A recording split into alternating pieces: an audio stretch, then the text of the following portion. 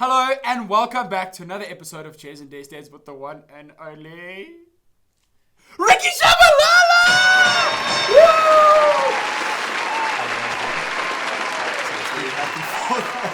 Very happy for the exciting entrance, man. Yeah, man, we don't often do it that epic. Welcome, the Shabs, Shabalala, Ricky, R-Dog, the comeback man, the human, the two-armed Homo sapien. I don't know how many nicknames you go by. Welcome, guys. Ricky Shabalala. Have you guys ever been hit in the face by a boxer? This is what it looks like. That would have made us go viral. So, guys, side note, we did get the Chairs and Desk cue cards last week. We didn't see them because I was holding them down very sloppy, but we got them today. So you get to we do product placement. Cool. So, Ricky, tell us about what's it like being a boxer. Okay. So, guys, we got Ricky Shabalala in the house today. Boxing extraordinaire. And I know you've been boxing since you were a wee lad, since you were 16. And I know it's never fair to ask a guy his age, but you are 20? 27. 27 now. Yeah, 11 years and counting. Turned, So walk me through a brief 11-year career of boxing. You started at 16, 27 now. How many fights have you had? All in all, I had about 29 fights. As an amateur or pro? Okay, I was about to ask because I know you've got to separate those. It's not just one big bracket of fighting. Yeah, there's two different two different realms in which boxing kind of starts in. So yes, you got the amateur boxing, which is your official kind of start into the world. I started out there, had 29 fights. In the time that I, was competing, I managed to capture 2 SA titles, 2 Gauteng titles, and city titles as well. Damn. And once I kind of felt like I'd done what I needed to do with my division, I moved on to the professional ranks, where I'm now a pro. 5 fights, 1 loss. Okay. We'll get to that loss now. And yes. I want to go back to the other question now. Your SA titles, what are they called? Because I'm not enough about boxing. There's so many of these different titles, and there's letters in front of titles, and this and this and this and this. So what is the full name of the titles that you hold? If you walk me through that. So mine's the South African Championship. So I've got my South African colours, my Gauteng colours. And do you have a sexy blazer? Do you get to wear I've got a few scrolls. And, okay. That's Can I ask? I got boxing. I got public speaking. I got hand jobbing. I'm still trying to think what suit I'm gonna put it on. I don't know when, but one day I'll probably walk. Probably when I'm retired, I'll just kind of go to like an event and sport them around. No, man. Did you do boxing? So when you were in school, did you guys have boxing as a? I'm about to say as a subject. Or did you have boxing as a sport? So you were at JP. By the way, guys, this is our second JP High School guy. Shout out for JP. Woo! Representing. Woo! We'll put audience at the bottom of the screen. There, can you see it? And then they put their hands up. Go Mal for JP, my brother. Shout out to V Mashego, who was on as well. Man, I had such a good question now, and it's gone. Okay, so talking about boxing, it's a combat sport. Were you ever a unofficial combat sport person? Did you ever used to get into fights? I'm trying to be PC about that. There's a nice way of saying it. Did you ever used to drib oaks in the sheds outside the... I'll be honest with you. I've never been a fighting guy. I've actually been afraid of fighting. Growing up, I was very afraid of fighting in school. Always try to maneuver and not be in the public eye, so to say. Just because I didn't know if I could handle myself. I never tested myself like that. But it's funny, when I did actually hit the bag for the first time, about 2 minutes in, I felt like I did it my whole life. And it was the weirdest feeling, and that feeling is the feeling I still keep today. That makes me remember who I am and like where I come from and what I can do in this game. So it's weird how that kind of transpires. That I can fight in the ring where it's kind of like it's still chaotic, and although there's rules and whatnot, it's still a fight. You're getting in there with someone who's prepared. Whereas in the streets, it's kind of just. I know what you mean. It's odd. You're facing someone when you're in the ring who's prepared to get knocked out cold, to bleed, to die before he dies before you, and you for some reason you embrace that. And boxers are like, I thrive with that, because if that guy's not as ready as me, I don't know. Are you less motivated to fight? Like, you want to see a savage in front of you? Listen, man. I think so. I think my biggest one of my biggest things that I had to get over personally in my fight game was. Just seeing guys that I believed were lesser than me and I needed to kind of hype them up in my head, because if I didn't, the motivation wasn't there. I'm more motivated when the task is heavy. That's why every time, I stepped up and people didn't think I could do it is when I excelled my best. Yeah. When it was expected of me to win was when I had my hardest fights and my heart was throbbing because it was kind of like, I don't know, it's a weird catch-22. Shit talking. Do you talk shit? Are you a hype man? I love talking shit, man. It's my game. I was gonna say because it must be so much fun, and I know because we've known each other for a bit now, and I know like I've heard you talk a bit of shit before, and I know you're a very energetic guy, and I think like me, you just love talking, even if it's just talking shit at home or whatever. So, 100%. do you use that as a part of your mental warfare, your mental preparations? Because I mean, it's such a big talk of the town, and it's rare to see a lot of shit talkers this day in boxing, and now MMA has started overshadowing that with the Conor McGregors and those guys. So I was just curious to know if it's still live and well, shit talking in the sport. Yeah, you say with the Conor McGregors, he fought Floyd Mayweather, who's a big shit talker, and I mean, there we go. Match of the year, of the century. And that's something I looked up to, and I try to envision. And I mean, when I go into my press conferences and fights and pre-game and all that, kind of getting into your opponent's head, and again, mental warfare. Mike Tyson, he was a lot more brutal, saying things like, he'd punch your skull in, or I'll rip your heart out, I'll eat your child. What's the other one? He said like, he said. Remember that one? He did say that. Right? Oh, sorry. he said. Remember, guys, I don't want to say that because if people heard, that's what he said. You remember that? And I mean, that scares the shit out of me. And funny enough, he's one of my inspirations now. He's actually kind of got out the whole I'm an animal type thing. He's older now. He's got Tyson Farms, which is his marijuana branch that he started out in the States. Yeah. And big things. And big podcast going on, and he's kind of it's weird how he talks about himself back then. He was crazy, but as the shit talk goes, that's pretty much what all my idols, all the boxers that I watched were about. They, American fighters, American boxing. These guys are in your face. They're aggressive, and I want to be on the world stage. So I know that when I step up there, those guys aren't going to take me like, they're not going to take me like they're going to look at me like some South African nobody who's trying to take their crown. So, I've got to play them at their own game, and my whole goal was kind of learning that now while I'm amongst and in and amongst our people, and it just works for me because no one does.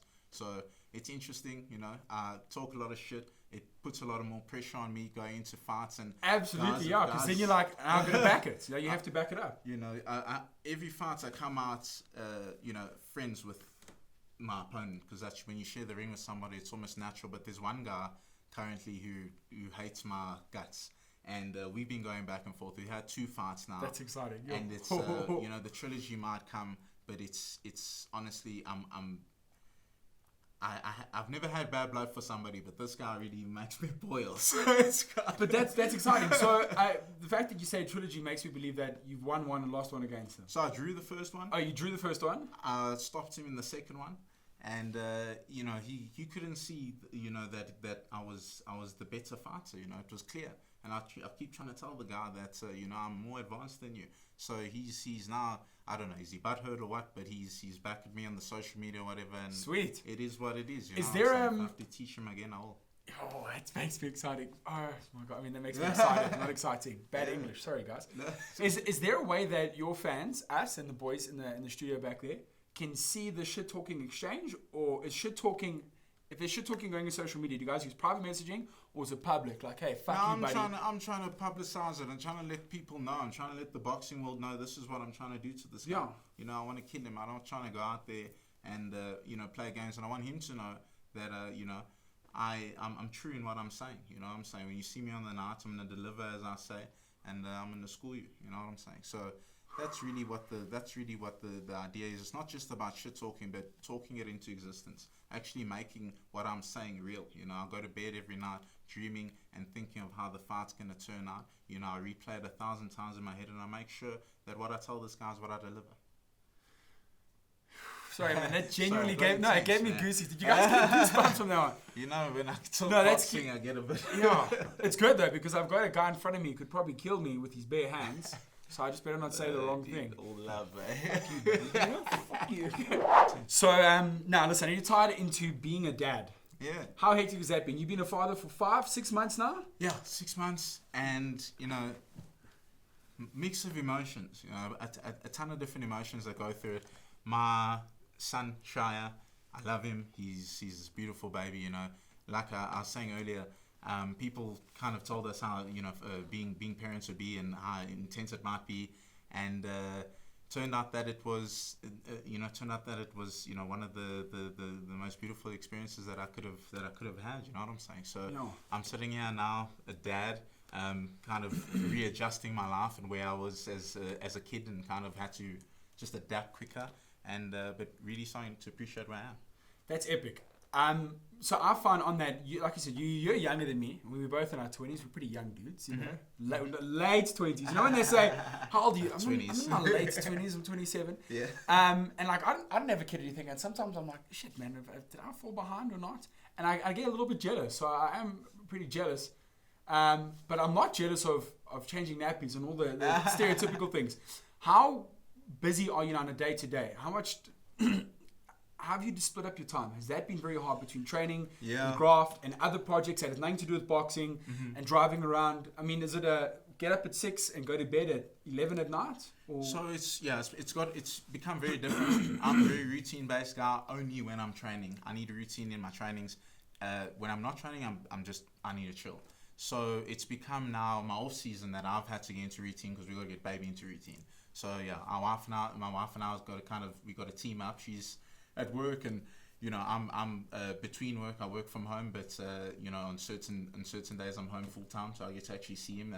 And then which is like other days, a lot of bonding time. Of course, which I love. And then there's other days where you know we got our helper who kind of comes through and she looks after him.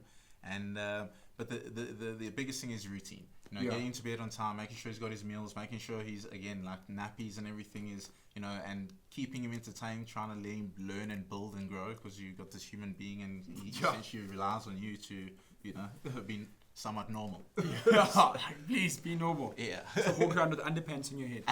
Now, is your lighties room, is it decorated with a bunch of boxing stuff? Have you already started like the day he's born, expose him to boxing, sprinkle boxing magic, boxing? Or are you going to be like, you do what you want? If it's F1, if it's poetry, if it's MMA, if it's horse riding. That's our plan, eh? That's your plan, eh? Whatever he's keen for. If anything, I wouldn't want him to get into boxing. I'll go into boxing because I need money and I was struggling. You know, so I'm trying to put a life in front of him where he doesn't actually need to go and fight and you know put himself through this kind of trauma to get anywhere. If anything, he's already established and just does whatever he loves. But everyone keeps telling me he's going to be a boxer, so maybe that won't. Maybe I don't go the way I want it. What if he goes into MMA? Will you be like, hey? Whatever he does. MMA's big, eh? MMA's grown so much. I'm worried that it's becoming a viable option. South Africa's got good, strong boxing heritage, and we've got a lot of good boxers. Yeah. So it's part of South Africa in many senses. But MMA's picking up. So MMA's picking up. It's like the ugly stepsister that's had plastic surgery now, and now she's starting to come out more and more to all these events. I don't mind. Would you ever do the switch over? Like I've thought about it, and just for like 1 or 2 guest fights, but then come back to boxing. If anyone's watching from my boxing world, they'd probably be a bit shocked that I said I've thought about it. But I definitely have. You know, I've thought about it. I'm intrigued by the sport. I think it's crazy that you can learn so many styles and fighting forms, put them together, and try and you know show this art form. And I like the idea that no one's the same in MMA. You know, there's a lot of boxers who kind of learn the same way because of the history of the sport. Whereas MMA, people are kind of doing crazy things, and it's just showing me. I actually watch a lot of MMA fighters for inspiration for my fighting, so I can be different. You know, so. I'm with you. I mean, even when I watch MMA, I watch both. I love boxing. I love MMA. Yeah. I just watch it for the stand-up guys. When they start going to ground and wrestling and grappling and stuff, I just want to see striking. I just want to see speed, and I'm just getting dribbed. Dribbling, we'll put there. You know what drib means? Some people don't. Some people drib, meaning to knock somebody out in public. Can drib this out. Okay, Ricky, are you ready for your next question? Yeah. Your next fight. I want to talk about. And we'll conclude with this. We've got a couple of minutes, so just calm your tits, guys, okay? If you need to make coffee, push pause on YouTube and then go make coffee. So now, we're talking a bit about your next fights and the comeback, because I know you've had a lot that's happened in your life recently. Yeah. We really don't have to get into that, but I know you are since your last fight, which was your first loss. Yes. Right, I'm saying that correctly. Yeah. And it sucks. I can't relate to that. I've never been in a professional sports. I've never lost. Just walk me through, what was that feeling like losing? And then what made you get, I know your hashtag now and part of your marketing scheme or Ricky Shabalala the boxers, the comeback. Yes. We focus on the comeback. It's a big buzzword in your career and in your Ness, your Ricky Ness. Talk to me a bit about that. What do people need to know about the comeback? Well, first of all, the comeback, pretty much the whole idea of it, and like you said, I went through a bit of a rough patch. Unfortunately, I lost my brother and my mother within the space of a month. You know, I had a child, which was a beautiful thing, but it was a child and it was a lot of weight.